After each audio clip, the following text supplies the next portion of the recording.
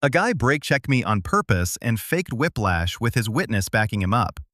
But they didn't know my dashcam recorded everything. I need to get this off my chest, because the last 3 weeks of my life have been so ridiculous that I still have trouble believing they actually happened.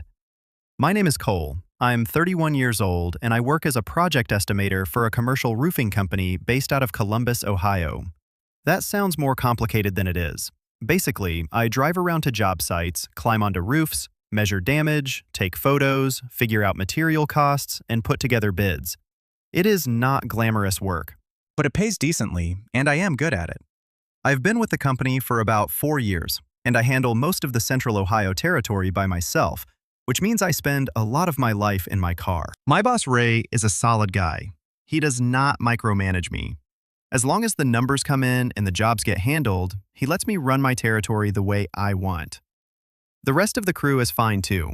There is Patrick, the senior estimator, who has been there for something like 12 years and seems to know every building code in the state from memory. Then there are a couple of junior guys who mostly handle residential work. As for me, I drive a 2019 Honda Accord. Nothing fancy, nothing beat up. Just a normal, reliable car that gets me from site to site. I put around 35,000 miles on it last year alone, which my mechanic loves reminding me about every time I bring it in for an oil change. The one smart thing I did, and honestly, I almost did not do it, was install a dash cam about 8 months ago.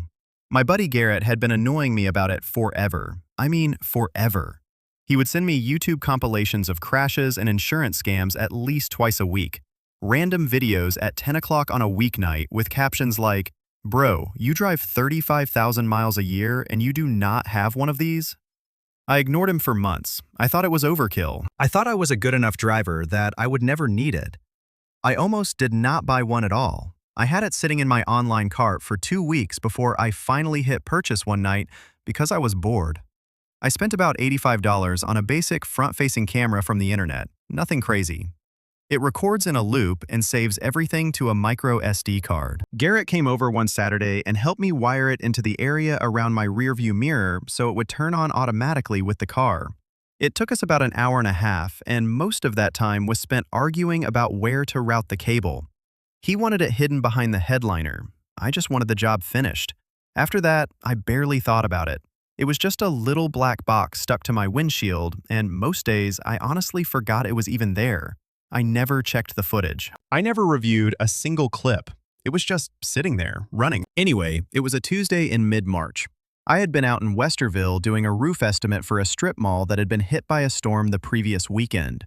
It was a big job. 6 different sections of commercial membrane roofing, all with different damage patterns. I spent most of the afternoon climbing around up there, taking measurements, taking photos, and checking everything twice. I even had to redo one section because my laser measure was acting strange in the cold, and the numbers it kept giving me did not make sense. By the time I packed up, it was around 5:15, and I was exhausted. Not injured tired, just that drained kind of tired where all you want to do is go home, microwave something, and sit on the couch for 4 hours. I remember texting my girlfriend Brooke something like, "Leaving Westerville. Long day. Want me to pick up anything?" She said no, so I headed for the highway. I was driving south on 270, my regular commute route. Traffic was moderate. It was not bumper to bumper, but it was not wide open either.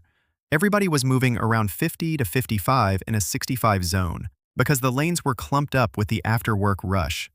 I was in the middle lane with a podcast playing, half listening and half zoned out, in that autopilot mode you get into when you have driven the same route 100 times. Then a silver Nissan Altima came flying up on my left. And when I say flying, I mean flying. It was weaving between lanes like the driver was either late for something important or had absolutely no regard for anyone else on the road. It was the kind of car you notice immediately and think, okay, I'm just going to let that guy get far ahead of me. But he did not get far ahead of me. Instead, he cut into my lane maybe 2 car lengths in front of me. No signal, no warning. He just jerked the wheel right and slid directly in front of my car. Before I could even process it, before I could even fully lift my foot off the gas, his brake lights lit up, solid red. Not a tap, not a gentle slowdown, a full stop. He stomped on his brakes like a deer had jumped in front of him. I slammed mine.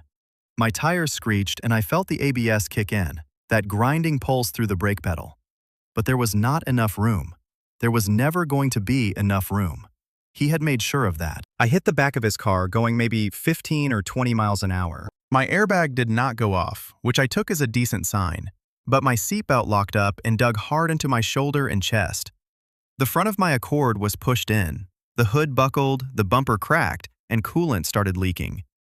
His Altima had a crunched rear bumper and a busted taillight, but honestly, it looked way less damaged than mine. I sat there for a second, with both hands shaking on the steering wheel. My heart was going crazy.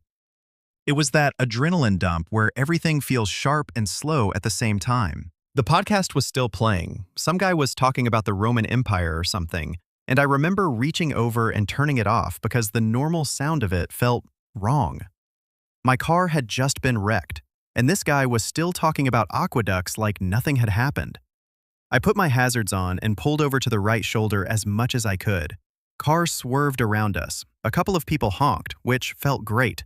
Thanks for the support, everyone. The Altima pulled over too, about 30 feet ahead of me. Then the show started. The driver, who I later found out was named Dominic, got out of his car. He was maybe in his mid-30s, stocky build, and the second his feet hit the pavement, he grabbed the back of his neck with both hands.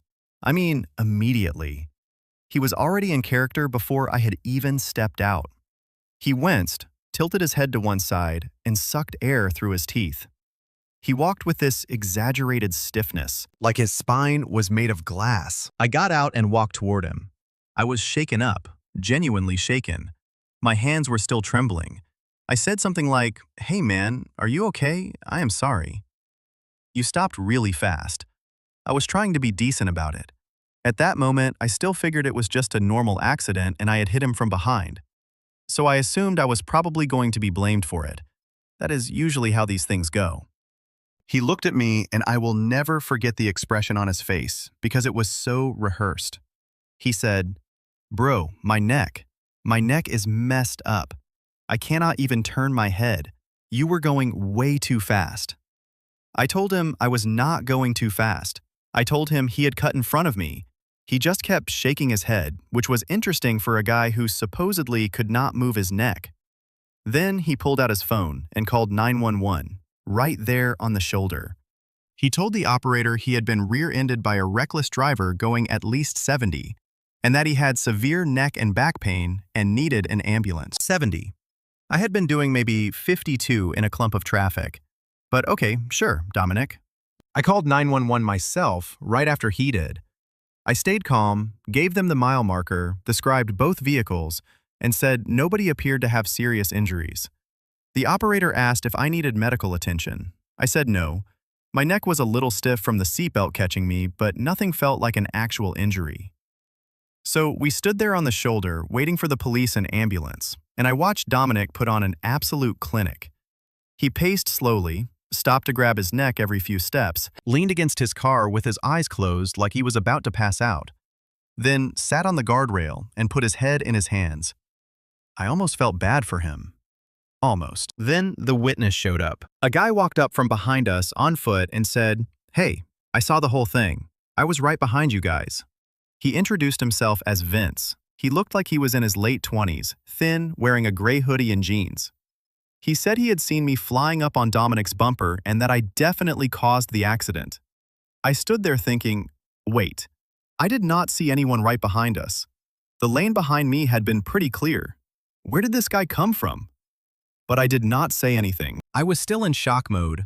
My brain was foggy, replaying the crash over and over, while I barely processed what people were saying. Vince gave his information to Dominic. They exchanged something that looked like phone numbers, and Vince talked to Dominic with this familiarity I could not ignore, like they knew each other.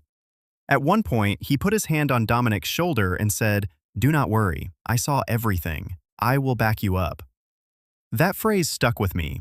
Not, "I will tell the truth." Not, "I will tell them what I saw." He said, "I will back you up." The police showed up about 10 minutes later. An officer took my statement, took Dominic's statement, and took Vince's statement. Dominic was still doing the neck thing. He was milking it. The ambulance came and he actually got on the stretcher. Full stretcher, neck brace and everything. They loaded him up and drove off like he had survived a disaster. The officer told me that because I had hit him from behind, the report would likely reflect that I was at fault, unless I had evidence showing otherwise. I just said, okay, because I genuinely did not know what else to say. I gave him my insurance information. He gave me the case number. My car was towed. Then I called an Uber home. The Uber driver tried to make small talk, and I just sat in the back seat giving one-word answers. I felt bad about it, but I had nothing left in the tank.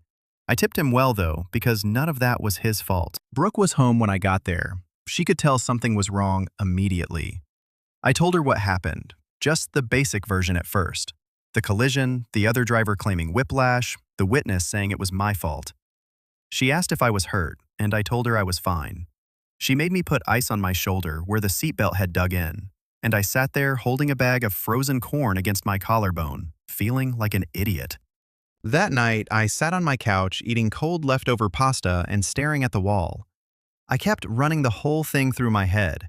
The way he cut in, the instant brake slam, the way he grabbed his neck before he even looked at the damage, the way Vince seemed to appear from nowhere, the way the two of them spoke to each other. Something was off. I knew it was off. I just could not prove it. Then I remembered the dash cam. I honestly got a chill, a literal cold wave down my arms. I had completely forgotten about it. Garrett's stupid little $85 camera was sitting right there on my windshield, recording everything, and I had not thought about it once since the crash. I barely slept that night. I kept waking up and staring at the ceiling, doing the math. If my insurance rates doubled, that could be an extra $100-something a month for years. Then there was whatever Dominic was going to squeeze out of the claim. A rear-end collision with a witness statement backing the other driver. I was cooked, unless the camera had caught it. I called the tow yard first thing the next morning and asked if my car was accessible. The woman on the phone sounded like she had answered that question 900 times already that day. She said yes, it was in their lot and I could come by during business hours. I took an Uber there on my lunch break. I had to sign in at the office, show my ID, and fill out a form. Then a guy walked me out to where my Accord was sitting in a row of other wrecked cars. The front end looked ugly. The hood was crumpled, the bumper was hanging at an angle, and there were fluid stains on the concrete underneath it. But the cab was fine. The windshield was not cracked. And there it was, Garrett's little black box, still mounted exactly where we had stuck it 8 months earlier, still intact. The power light was off because the car was dead, but the SD card was still inside. I popped it out with my thumbnail, thanked the tow yard guy, and took another Uber back to work. I sat in the break room with my laptop and plugged the card in using a little adapter I keep in my bag. The footage was all there. I watched it 3 times front to back. Each time my jaw dropped a little more. The dashcam had a wide-angle lens, so it caught a good chunk of the road. You could see the silver Altima come up on the left, accelerate past a couple of cars, then cut right. No signal, no hesitation. Directly into my lane with barely any gap. It was clearly intentional. It did not look like an oops, I did not see you merge. It was sharp and confident, like he knew exactly what he was doing. Then, maybe 2 seconds after getting in front of me, his brake lights went solid. There was no reason for it. Nobody was in front of him. The lane ahead was completely clear for at least 10 car lengths. He just stomped on the brakes. You could see the front of my car dip as I slammed mine. And then came the impact. The camera shook, stabilized, and kept recording. But the part that made my stomach flip happened after the collision. About 8 seconds after the impact, while both cars were sitting on the shoulder with hazards on, another car appeared on the right edge of the frame and pulled over behind us. It was a dark blue Chevy Malibu. It stopped on the shoulder, maybe 50 feet back, and a guy got out. It was Vince. The witness who claimed he saw the whole thing did not actually see the whole thing. He pulled over after the crash. He came from a car that had been following Dominic.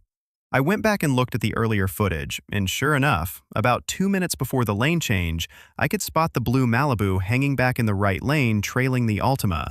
Same speed, same spacing, moving together. They were a team. Dominic was the hitter. Vince was the fake witness. They had done this before. I would bet anything on it. The whole thing was choreographed. Cut in, slam the brakes, create a rear-end collision, fake the injury, produce the fake witness, file the claim, collect the check. Looking back, Dominic was basically acting like a stuntman auditioning for a movie role. He grabbed his neck like I had hit him with a city bus, and Vince walked up pretending to be a random good citizen, when he had actually been part of the operation from the beginning. I saved the footage to my laptop, backed it up to a USB drive, and emailed a copy to myself. Then I texted Garrett 2 words. "You were right." He called me back in about 40 seconds. I told him what happened and what the camera had caught, and he just kept saying, "I told you," over and over. I let him have his moment. Honestly, he had earned it. After that, I sat there for about 10 minutes just processing everything. I was angry, relieved, and mostly amazed that these guys thought they could pull this off in 2026 without considering that somebody might have a camera running. Not everyone has a dash cam, sure, but enough people do that you would think a professional scammer would at least check the windshield before committing a felony in broad daylight. The next day, or maybe Thursday because everything was still a blur, I got a call from my insurance company. I was on a job site when the call came in, standing on the roof of a warehouse in Hilliard with my measurement tools out, and I had to climb back down the ladder to take it in my rental car. The adjuster's name was Linda. She was very professional, very by the book. She told me Dominic had filed a claim. He was claiming severe whiplash, neck strain, and lower back injury. He said he had gone to the emergency room, which I guess meant the ambulance ride, and he had follow-up appointments with a specialist. He was also claiming lost wages, and Vince the witness had provided a statement backing up Dominic's version of events. According to them, I had been tailgating. I had been going too fast. The collision was entirely my fault. Linda told me that based on the police report and the witness statement, my rates were going up. She did not say exactly by how much, but she said substantially. She also said Dominic's claim could be in the range of $30,000 to $50,000, depending on the medical bills. $50,000. For a fender bender, this guy had caused on purpose. I sat in that rental car in the Hilliard parking lot for a solid 5 minutes after she told me the number. I was doing the math in my head. My rates doubling. A $50,000 claim, my driving record getting wrecked. I had been with that insurance company since I was 22 and had never had a single claim. 9 years of clean driving, and this guy was about to torch all of it for a payday. Then I smiled because I remembered what was sitting on my laptop at home. I told Linda I had dashcam footage. There was a pause on the line, a real pause. Then she said, "Can you send that to me?" I said, "Give me your email and I will have it to you in 5 minutes." And I did. I sent the full, unedited clip from 2 minutes before the collision all the way through the aftermath, including Vince getting out of the Malibu. I also wrote up a summary of what I had observed: the deliberate lane change, the brake slam with no obstruction ahead, the witness arriving from a trailing vehicle, and the strange familiarity between Dominic and Vince at the scene. Linda called me back about 2 hours later, and her tone was completely different. She said, and I am paraphrasing here, "Mr. Harris, we are going to need to involve our Special Investigations Unit. What you provided us is significant." Significant. That was the word she used. I like the sound of that. The more I thought about it, the crazier it felt. I had been sitting at home eating cold pasta, convinced my insurance was about to skyrocket because some guy drove like he was in a demolition derby and acted like he was in a soap opera. Meanwhile, an $85 camera had been quietly holding every receipt. Dominic was building a $50,000 insurance claim, and the entire thing was about to get torpedoed by a device that cost less than a decent pair of running shoes. Over the next week and a half, things moved faster than I expected. The insurance company's Special Investigations Unit, which I did not even know existed before this, opened a case. They reviewed the footage. They pulled Dominic's claims history. Apparently, this was not his first rodeo. I found out later, not from Linda, but from the detective, that Dominic had filed 3 previous injury claims in the last 4 years. 3. All rear-end collisions. All with witness corroboration. Different cities, different insurance companies, but the same playbook. Cut in, break, crash, perform, collect. The detective who contacted me was named Wes, and he worked with the county fraud unit. He was calm and methodical, the kind of guy who did not waste words. He asked me to come in and give a formal statement. I did. I brought the USB drive with the footage on it. He watched the whole thing on his desk monitor without saying a word. When it was done, he leaned back and said, "Yeah, this is textbook staging." He explained how these rings work, and honestly, it was fascinating in a messed up way. There is usually a driver who causes the collision. That person is sometimes called the bull. In this case, that was Dominic. Then there is the spotter or fake witness, the shill. That was Vince. Sometimes there is a third person, a runner, who steers the victim toward a specific clinic or attorney that is in on the cut. Sometimes there is even a crooked doctor who writes up fake medical reports to support the injury claim. Wes said they had not connected Dominic to a specific medical provider yet, but they were looking. This was organized. It was not just two idiots winging it. Wes told me they had been tracking a pattern of staged collisions in the metro area, but they had not been able to get clean evidence. Every time, it had been one driver's word against another. No cameras, no proof of coordination. Until now. According to Wes, my dashcam footage was the cleanest piece of evidence they had seen in 18 months on that pattern. I did not know whether to feel proud or disturbed that staged crashes happened often enough for there to be an 18-month investigation. About a week after my meeting with Wes, he called me. He sounded almost excited, which, coming from a fraud detective, felt like saying something. He told me they had moved forward. Both Dominic and Vince had been arrested. Dominic was charged with insurance fraud, filing a false police report, and reckless driving. Vince was charged with insurance fraud conspiracy and filing a false statement. Then Wes told me they found communication between the two of them on Dominic's phone. Text messages coordinating the setup. Things like, "I will be in the right lane, you follow in the Malibu." And, unbelievably, remember neck and back, not head. They literally had a script for which body parts to fake injuries on. Neck and back, not head. They had stage directions like they were running a playbook in a huddle. Vince was supposed to run the sympathy route. Dominic was supposed to fake the neck injury, and the whole scam got blown up by an $85 camera stuck to my windshield. Garrett deserved a steak dinner and a trophy for nagging me into buying it. So here's where things stand now, about 3 weeks after the accident. Dominic's claim was denied, completely rejected, done.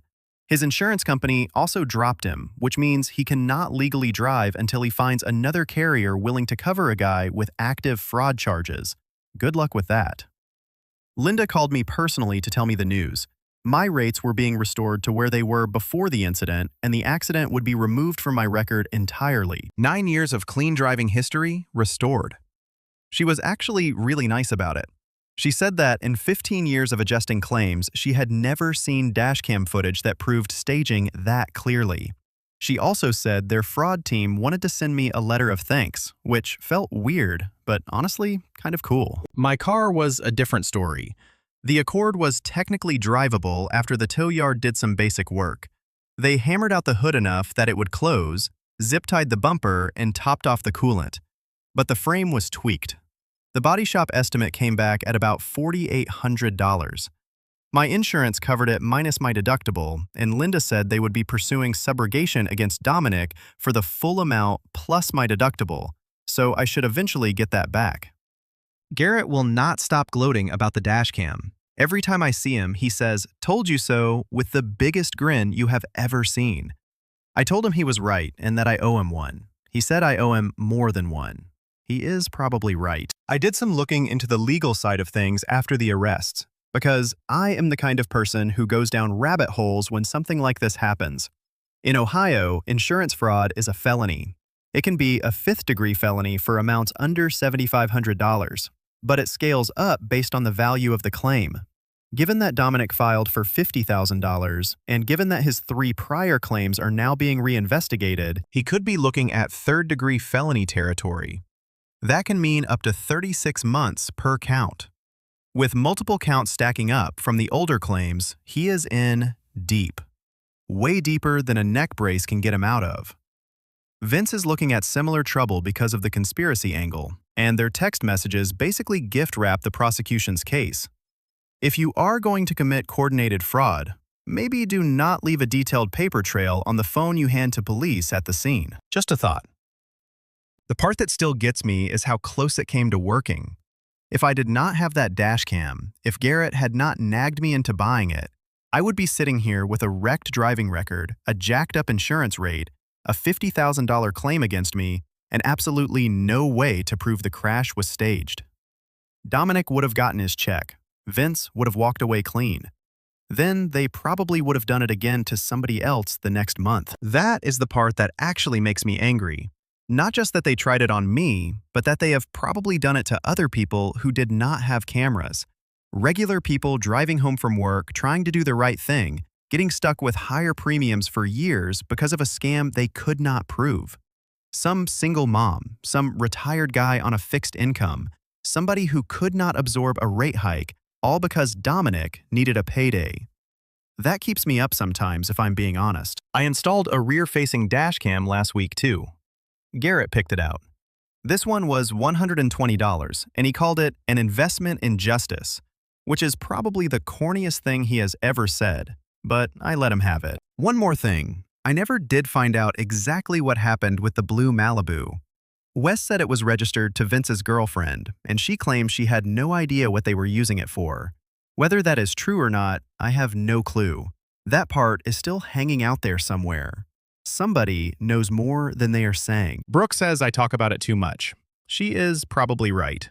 But it is one of those things you keep replaying because the outcome could have been so different. One decision, buying a cheap camera because your friend would not stop sending you crash videos, changed everything. My boss Ray gave me 2 days off after the accident without docking my PTO, which was solid of him.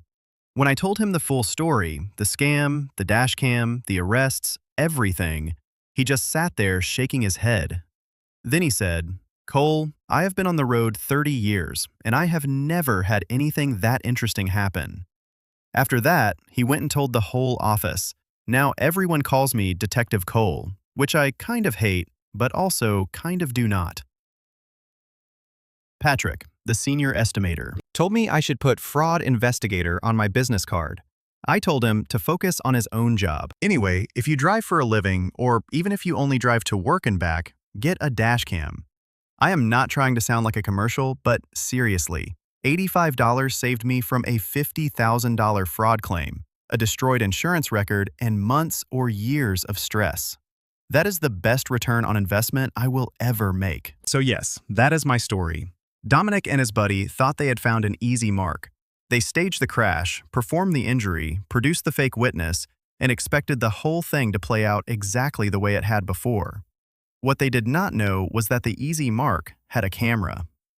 Sometimes I still wonder if I am wrong for feeling like I should send Dominic a thank you card for being so bad at crime. Because honestly, if he had been even slightly better at it, I might have been the one paying.